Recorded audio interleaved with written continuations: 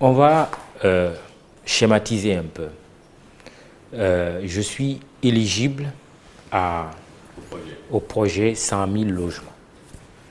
Je veux une maison. C'est un besoin vital. Qu'est-ce qui va être fait concrètement? Oui, concrètement, c'est que d'abord, il faut que Mamoudou qu'on vérifie, est-ce que vous êtes dans les critères d'éligibilité? Très bien. Est-ce que vous avez moins de 450 000 francs de revenus mensuels? Oui. Est-ce que c'est la première fois que vous accédez à la propriété? Oui. Et ensuite, on vous met dans la procédure, vous vous inscrivez dans une plateforme qu'on appelle plateforme des 100 000 logements. Et donc, quand nous sommes arrivés, le président de la République nous a demandé d'évaluer cette plateforme, de l'auditer. Parce qu'il y a des Sénégalais aussi qui s'amusent à entrer dans le truc en ne remplissant aucun critère. Il faut qu'on les identifie. C'est ça. Dès qu'ils sont identifiés, maintenant, ce qui est fait, c'est que quand le promoteur immobilier s'engage avec nous par une convention, nous mettons à sa disposition, et ça, c'est ce que j'ai voulu développer en un moment, nous mettons à sa disposition, et c'est l'innovation majeure, du foncier. D'accord. Et ce promoteur peut être un promoteur public ou un promoteur privé? Privé. On met à sa disposition du foncier. D'accord. On met à sa disposition aussi l'environnement juridique qui est amélioré. Mieux encore, le président a décrété le projet d'utilité publique. Et le promoteur, il a une charge capitale. C'est quoi? C'est d'abord de réserver 50% au social. C'est-à-dire que le logement qui devait coûter 20 millions, si nous faisons le total de tous les investissements de l'État, on arrivera à réduire au moins de 8 millions, qui apparaîtra comme une subvention de l'État. Le logement avec qui coûtait 20 millions, oui, vous pourrez l'avoir à 12 millions. Ça, c'est les 50% du projet. D'accord. Les 20%, le président demande qu'on les dédie à la diaspora.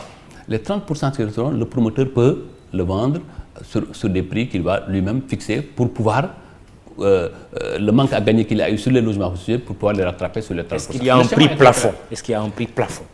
Le président demande pour le logement social de ne pas dépasser 12 millions. 12 millions. 12 millions. Ça, c'est le prix plancher pour les logements sociaux. Mais quand on dit au promoteur, pour le reste, oui, mais maintenant, en fonction Mamoudou, vous pouvez être, oui, là, il n'y a pas de plafond. Il n'y a pas de plafond, c'est lui qui le fixe. Et en fonction, avec l'acquéreur, ils pourront discuter, parce que cet acquéreur-là n'est pas dans le social. Ce que nous devons protéger, c'est simplement les cas sociaux. Très bien. La plateforme, là, vous en êtes à combien d'inscrits, là? J'imagine qu'il y en a beaucoup. Oui, nous sommes... Et ça dépasserait même les 100 000. Non, ça dépasse de loin les 100 000. Nous sommes à 256 000. 256 000 demandeurs. C'est important. Oui. Alors que sur les 5 ans, nous voulons... Mais au-delà des 256 000, il faut faire un audit. Et cet audit est en cours. Nous sommes en train d'identifier, de les fixer, de mettre une personne à celui qui s'est inscrit. Et démocratiquement, et nous avons mis en place une commission qui étudie toutes les demandes et qui va entrer en contact avec les promoteurs et avec les acquéreurs pour être un équilibre. On a suivi récemment une visite de chantier avec l'annonce de la réception prochaine d'un premier lot de 200 logements. Quelle est la particularité de ce lot et qu'est-ce que vous allez faire pour livrer les 100 000 logements sociaux en sachant que le chemin est encore long? Oui, cette volonté, j'ai rappelé tout ce qui a été mis sur le plan institutionnel. Je dois y ajouter. En novembre 2020, le chef d'État y a ajouté une autre touche. C'est en nommant un secrétaire d'État chargé exclusivement du logement, pour le suivi beaucoup plus rapproché de tout ce qui est logement. Oui. Et la priorité, le président avait dit, oui, d'accord, nous mettons en place un très grand projet qui va susciter beaucoup d'investissements, qui va susciter beaucoup d'intérêt. Mais je vous demande de commencer par le secteur privé national.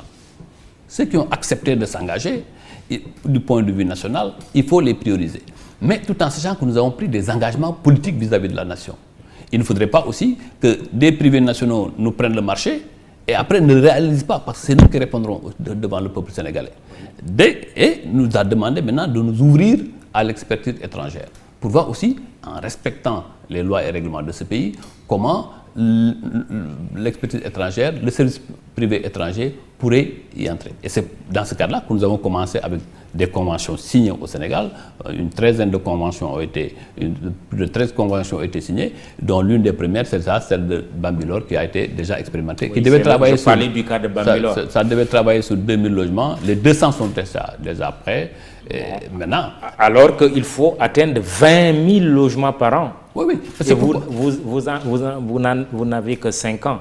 Et 5 ans depuis 2019 déjà, c'est oui, ça? mais c'est pourquoi nous travaillons à les rattraper durant les années qui suivent. Vous avez suivi il y a quelque temps, nous avons été à Abu Dhabi sur instruction du président de la République, nous avons signé avec une organisation qui s'appelle EGI un mémorandum d'entente qui fixe au moins 50 000 logements sur les 2 ans.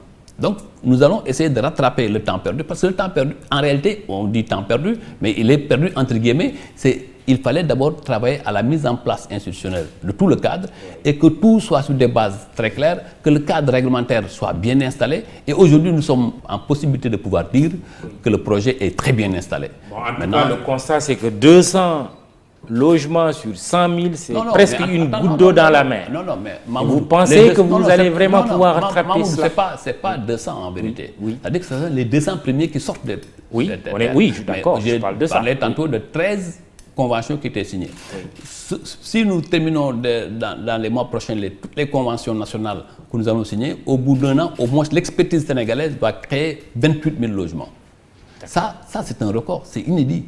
Mais maintenant, nous veillerons, et c'est ça notre travail, à ce que tous les accords signés, toutes les conventions signées soient régulièrement mises en œuvre. Et vous prenez l'engagement qu'à la fin des 5 ans, vous direz aux Sénégalais, oui, nous avons créé 100 000 logements. Mais moi je suis obligé, avec Madame la secrétaire d'État, de pouvoir régler cet engagement, cet engagement du chef de l'État. Oui, Madame la secrétaire d'État, Victorine Ndeye. Oui. Nous y sommes ensemble, cet engagement du chef de l'État, nous le réaliserons. Maintenant, il s'agit nous avons mis en place, parce que ce qu'il fallait, Mamoudou, le plus important, c'est de rassurer les Sénégalais par rapport au projet. C'est chose faite. Deuxièmement, de mettre un cadre régulier qui nous permettra d'avoir une base solide du projet. Aujourd'hui, c'est fait. Et maintenant, nous entrons dans une phase d'accélération. Cette phase d'accélération, et je souhaite que les promoteurs sénégalais qui se sont engagés soient d'un patriotisme très clair, qu'il y ait l'honnêteté dans toutes les actions. Et ensuite, bien entendu... livrable. Voilà, tout à fait. Ce qui constitue souvent un gros problème. Un gros problème, mais il faut que tout le monde... C'est notre rôle d'y veiller.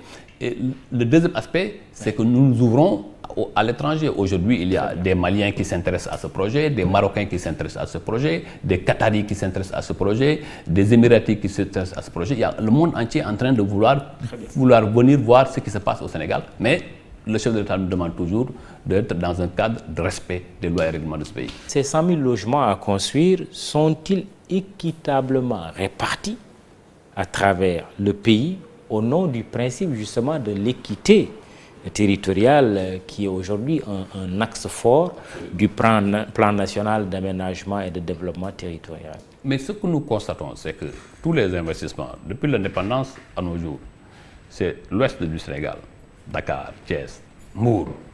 Si vous regardez, c'est vrai, il y a la plus grande concentration humaine aussi. Mais tous les plus grands investissements, c'est à ce niveau. Le chef de l'État, depuis 2012, lorsqu'il est arrivé à la tête de la magistrature suprême, a beaucoup évoqué l'équité territoriale. L'équité territoriale, mais pour arriver simplement à équilibrer aussi notre pays. La grande partie de notre pays, il fallait qu'il y ait des investissements. Et ce projet n'échappe pas à cette vision, parce que cette question d'équité territoriale est une vision. Et le chef de l'État nous a demandé que le projet 100 000 logements soit perçu, soit vu sur l'ensemble du territoire, dans les 46 départements du Sénégal, qu'il y ait un investissement. Mais ça ne se fera pas en une journée. Nous progresserons. Et là aussi, nous utiliserons les promoteurs publics que nous avons, comme la SICAP, comme la SNHLM. Aujourd'hui, la SNHLM est à Kébémer, a commencé des travaux à Fatick, a commencé des travaux à Kaolack, va très prochainement commencer à Kaffrine. Et nous voulons qu'au bout en fin 2022, au moins tous les départements puissent sentir que le projet 100 000 logements est une réalité. Mais ça aussi, ça dépend aussi des populations à la base qui puissent respecter tous les critères. On ne pourra pas du tout le faire dans un département où personne ne respectera les critères. Il faut savoir dire aux Sénégalais la vérité. Et le modèle d'habitat qui est retenu, c'est des villas comme nous en avons, ou bien c'est un modèle d'appartement, c'est quoi? C'est les deux à la fois. Oui. C'est seulement la promotion de la mixité. Oui. Tous les Sénégalais n'ont pas les mêmes désirs, les mêmes appréhensions sur le logement. Donc forcément, il fallait tenir en compte de tous ces aspects. Il y aura des villas, mais aussi nous encourageons, parce que la question foncière à Mamoudou est une vraie question au Sénégal. Nous n'avons pas toujours de la disponibilité disponibilité aménagée. Et il faut aller vite. Donc le chef de l'État nous a demandé aussi d'amorcer la réflexion sur la verticalité. Cette verticalité nous permettra de rattraper certains retards que nous avons dans d'autres domaines. Donc à ce niveau, c'est simplement la mixité et tous les Sénégalais pourront se retrouver dans les choix en fonction de l'offre du promoteur et en fonction aussi des engagements souscrits dans les différentes conventions.